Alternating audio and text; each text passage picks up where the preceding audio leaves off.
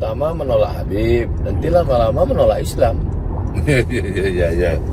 Ujung-ujungnya itu ya ke sana. Maka ibarat makan bubur panas. Ya.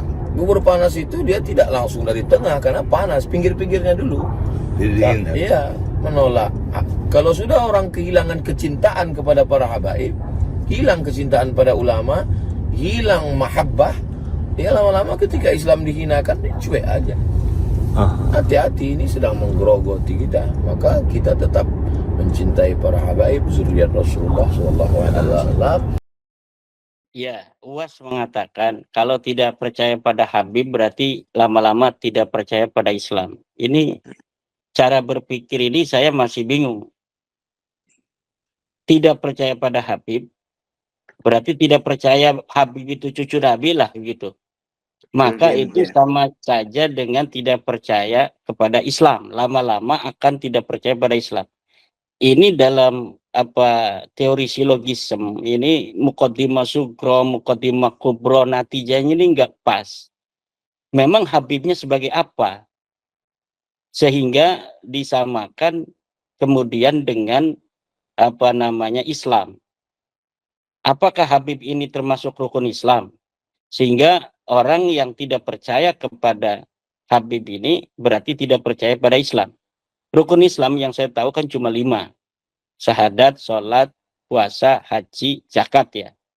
Itu. Urutannya mungkin tidak urut ya, nggak apa-apa.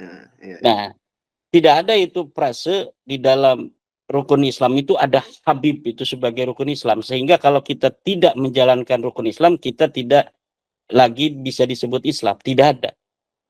Kemudian apakah percaya bahwa Habib itu merupakan cucu Nabi masuk dalam rukun iman? Juga tidak.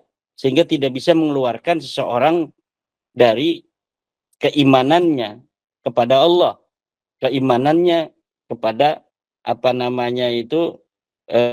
Nabi Muhammad. Apakah Allah dalam Al-Quran pernah mengatakan bahwa Habib ini cucu Nabi? Sehingga kalau tidak percaya kepada Habib itu cucu Nabi, itu kita sama dengan tidak percaya kepada Allah. Tidak ada.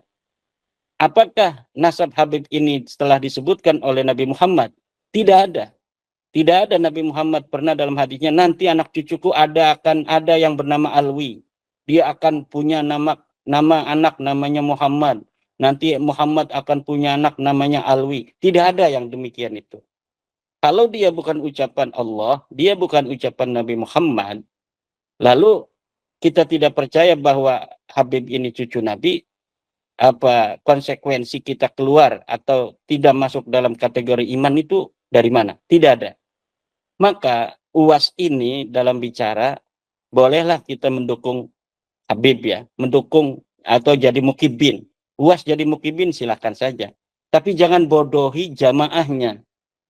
Coba cerdaskan jamaahnya. UAS ketika percaya bahwa Habib itu cucu Nabi, minimal dia punya dalilnya. Dalilnya mana UAS? Bahwa Habib itu cucu Nabi. Saya menantang UAS untuk memberikan dalil. Hei Imaduddin Usman, ini dalil Habib cucu Nabi. Ini sahih. Selama ini tidak ada. Saya tidak pernah lihat dia mengutip kitab tentang ilmu nasab. Dia hanya apa yang dia tahu selama ini. Nah, ini menutup jamaahnya untuk cerdas. Tetapi saya memohon ya secara ilmiah kepada Ustadz Abdus Somad ini untuk ketika membela nasab para habaib ini minimal ada narasi-narasi ilmiah yang diungkapkan. Jangan jadikan masyarakat bodoh hanya untuk bertaklid. Sementara Allah melarang kita untuk bertaklid. Wala taqfu ma laisa laka bihi ilmun. Jangan engkau ikuti sesuatu yang kamu tidak ada dalil di sana. Tidak ada ilmu di sana. Kenapa Ustaz Abdul Somad tidak mengikuti Al-Quran? Al-Quran melarang kita untuk mengikuti sesuatu tanpa dalil.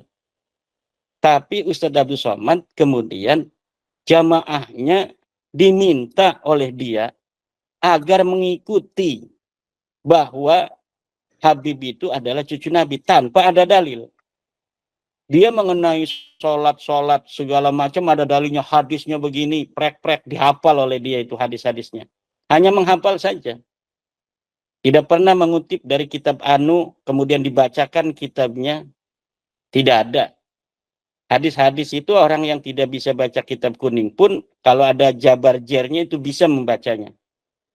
Maka seorang ulama itu bukan hanya dia yang bisa menghafal hadis-hadis dan menghafal ayat Al-Quran, tetapi dia yang memahami Al-Quran dan memahami Al-Hadis untuk menjadi sebuah way of life bagi umat Islam dalam menghadapi tantangan setiap masa.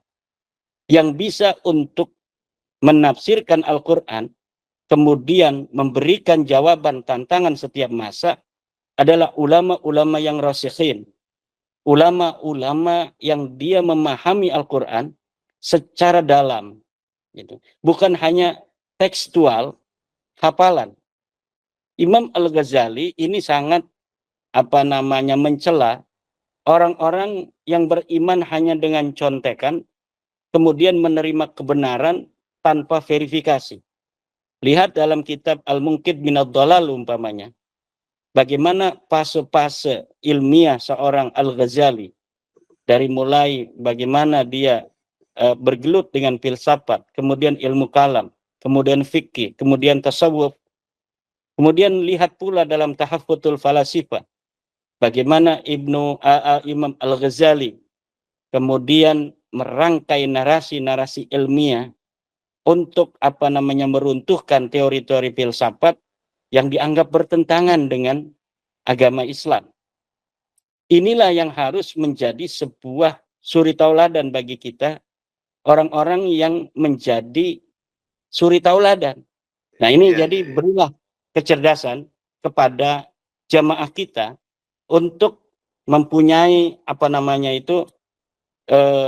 cara berpikir keislaman yang sesuai dengan ajaran Kanjeng Nabi, sesuai dengan ajaran Al-Quran. Bagaimana ajaran Al-Quran? Ajaran ilmiah. Wala taqfu ma laysa laka bihi ilm. Jangan kau ikuti sesuatu yang tidak ada dalil. Kalau mau membela nasab Alawi itu sahih, mana dalilnya? Ayo kita berdiskusi. Ayo kita bicarakan mana dalilnya. Kita sudah mengetahui dari para orang-orang yang membela tidak ada dalil. Tapi sekali lagi, apapun yang terjadi, ini penting untuk digarisbawahi. Apa yang kami lakukan, itu adalah hanya sekedar kami ingin katakan bahwa pengakuan Anda sebagai cucu Nabi tidak terbukti. Anda bukan cucu Nabi. Ya. Tapi itu bukan karena kami membenci Anda. Tapi karena kami ingin memberitahu kepada Anda sesuai dengan ilmu, sesuai dengan kajian ilmiah, bahwa Anda tidak terbukti sebagai cucu Nabi. Itu saja. Selanjutnya terserah Anda. Anda masih mau mengakui, ya silakan saja. Jangan marah-marah. Yang jelas adalah apa yang dikatakan oleh UAS, bahwa tidak percaya kepada nasab habaib itu sama dengan tidak percaya pada Islam, itu tidak ilmiah, tidak berdasarkan ilmu pengetahuan, dan membawa jamaahnya kepada taklid buta yang dilarang oleh agama Islam, yang dilarang oleh Al-Quran. Wala taqfu ma laysa laka bihi ilmun. Qalu bal wajadna aba'ana kadzalika yaf'alun. Itu ucapan orang-orang kafir pada zaman Nabi Ibrahim. Ketika Nabi Ibrahim memberikan dalil-dalil kuat tentang Allah itu sebagai Tuhan, mereka dilarang oleh Nabi Ibrahim untuk menyembah patung. Kata orang-orang kafir itu di zaman Nabi Ibrahim, qalu bal wajadna aba'ana kadzalika yaf'alun. Kami menemukan ayah-ayah kami memang sudah begini dari dulu. Nah, ini mirip dengan ucapan Ustadz Yahya Al-Bahja itu juga. Wahai jamaah, wahai umat, apa-apa yang telah kalian yakini dari nasab Habib ini, yakinilah. Jangan dengarkan ucapan orang-orang yang membatalkan. Ini ucapan Ustadz Yahya Al-Bahja dalam suatu kesempatan. Saya kira ini adalah mengajari umat untuk bodoh.